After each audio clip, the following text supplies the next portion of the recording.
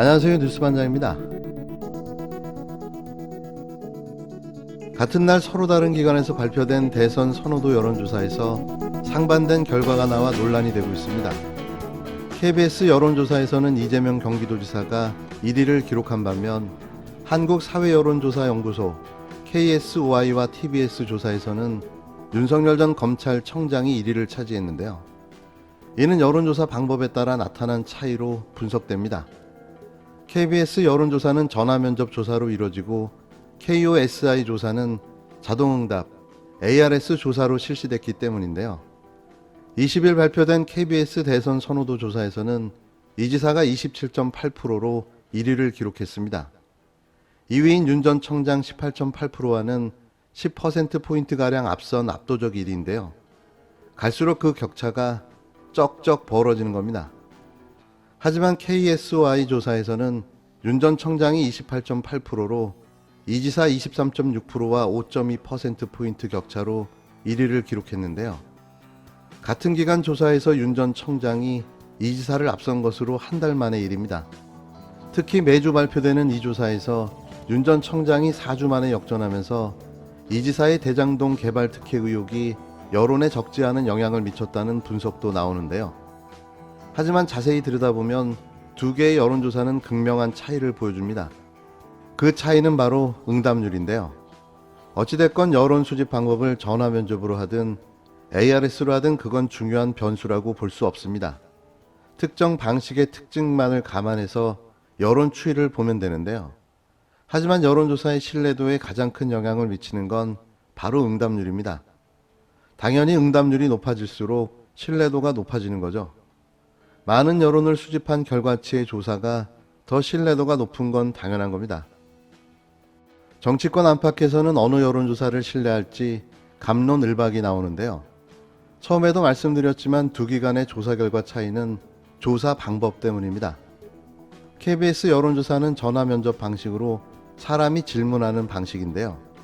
반면 KSOI 조사는 기계가 질문하는 ARS 방식으로 여론조사가 이루어집니다. ARS는 사람이 아닌 기계가 답하기 때문에 여론조사 관여도가 높다는 게 전문가들의 중론인데요. 전화면접은 응답자 분포는 더 고를 수 있지만 무응답 비중이 상대적으로 높게 나타나는 경우가 있다는 거죠. 그간 KBS 여론조사와 같이 전화면접 방식으로 이뤄진 여론조사에서는 이 지사가 앞서왔고 KSOI 조사처럼 ARS 여론조사는 윤 전 청장이 앞서온 경향이 있는데요. 이에 ARS 조사에서는 샤이보수 유권자들의 참여가 더 많이 이루어졌을 가능성이 제기되어 왔습니다. 거듭 말씀드리지만 여론조사의 신뢰도는 조사 대상의 수와 응답률입니다. KBS 여론조사는 총 응답자 1000명 중 응답률 23.8%이며 KSOI 여론조사는 총 응답자 1004명 중 응답률 6.9%입니다. 어떤 여론조사가 더 신뢰가 갈까요? 당연히 KBS 아닙니까? 이번 조사의 자세한 내용은 중앙선거 여론조사심의위원회 홈페이지를 참조하시면 됩니다. KBS가 추석을 맞아 차기 대선 후보 적합도와 정당별 대선 후보 적합도 등을 묻는 여론조사를 실시했습니다. 이번 여론조사는 지난 16일부터 18일까지 전국 만 18세 이상 성인 남녀 1000명을 대상으로 전화면접 조사 방식으로 진행했는데요. 표본 오차는 95% 신뢰 수준에서 플러스 마이너스 3.1%포인트의 여론조사 결과입니다. 먼저 차기 대통령으로 누가 적합하다고 생각하는지를 물었는데요. 더불어민주당 이재명 대선 경선 후보가 27.8%로 오차범위 밖에서 다른 후보들을 앞섰습니다. 2위는 국힘당 윤석열 대선 경선 후보로 18.8%를 얻었고 이어 국힘당 홍준표 후보는 14.8%, 민주당 이낙연 후보는 12% 순으로 조사됐는데요. 이낙연 후보는 어느덧 4위까지 밀려나고 말았습니다. 경쟁력을 잃은 거죠. 그 결과는 민주당 경선에서도 잘 나타나고 있는데요. 아쉽지만 이게 현실입니다. 나머지 후보들의 응답률은 1위에서 4위 주자들과 크게 벌어져 한 자릿수로 떨어졌는데요. 국힘당 유승민 후보는 2.7%, 국민의당 안철수 대표는 2.2%, 민주당 추미애 후보는 2.1% 등의 순으로 나타났습니다. 모두 오차범위 안에 있는 거죠. 상위 4명의 지지층을 살펴보면 이재명 후보를 지지하는 응답은 40대에서 50대, 인천, 경기와 대전, 세종, 충청, 광주, 전라, 부산, 울산, 경남 지역, 민주당, 정의당 지지층, 진보층에서 높았는데요. 윤석열 후보를 지지하는 응답은 60세 이상, 서울, 대구, 경북, 그리고 국힘당과 국민의당 지지층과 보수층에서 높았습니다. 홍준표 후보를 지지하는 응답은 연령별로 18세에서 19세에서 높았고, 대구, 경북, 국힘당 지지층과 보수층에서 상대적으로 높은 지지를 얻었는데요.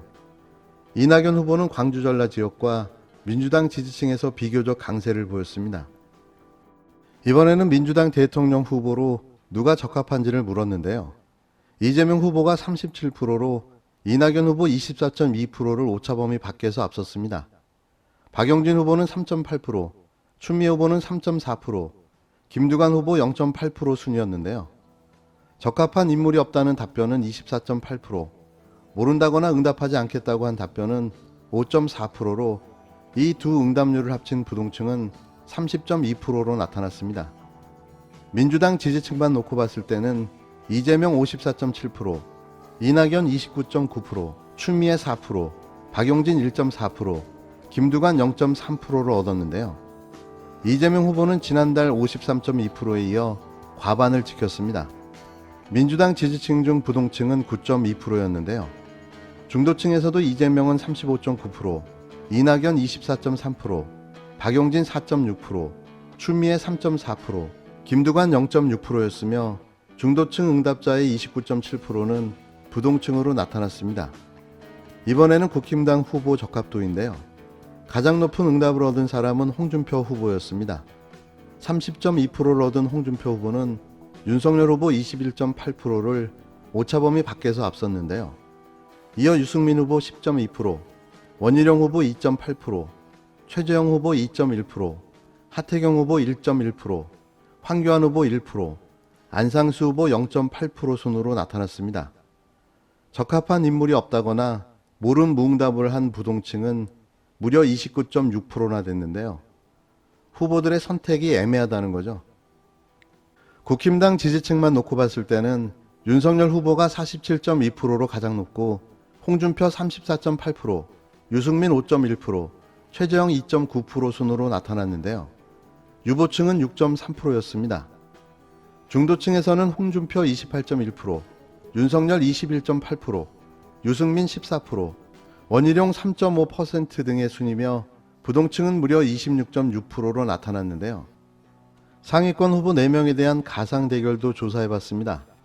민주당 이재명 후보는 국힘당 윤석열 후보, 홍준표 후보와의 가상 대결에서 모두 오차범위 밖에서 앞서는 것으로 나타났는데요. 먼저 이재명 후보와 윤석열 후보의 가상 대결에서는 이재명 후보는 43.7%, 윤석열 후보는 36.3%로 두 후보 간 격차는 7.4%포인트였습니다. 이재명 후보와 홍준표 후보 간의 가상 대결에서는 이재명 45.2%, 홍준표 36%였고 두 후보 간 격차는 9.2%포인트였는데요. 민주당 이낙연 후보와 국힘당 윤석열 후보, 홍준표 후보와의 가상 대결은 모두 오차범위 안의 접전으로 나타났습니다. 다시 한번 이재명 후보가 대세임을 입증해 보여줬습니다. 앞으로 수없이 많은 여론조사 결과가 쏟아져 나올 겁니다. 적어도 대선을 앞두고 100회 이상의 여론조사는 좋게 쏟아질 텐데요. 처음 말씀드린 응답자 수와 응답률이 높은 여론조사 결과가 더 신뢰할 수 있다는 점을 감안해 보시면 될 듯합니다. 앞으로 말도 안 되는 여론조사 기관에서 심지어 100명에서 200명을 대상으로 응답률 5% 미만의 여론조사 결과도 나오게 될 텐데요. 이런 점은 꼭 체크해 보시고 그 여론조사의 신뢰도를 확인해 보셨으면 합니다.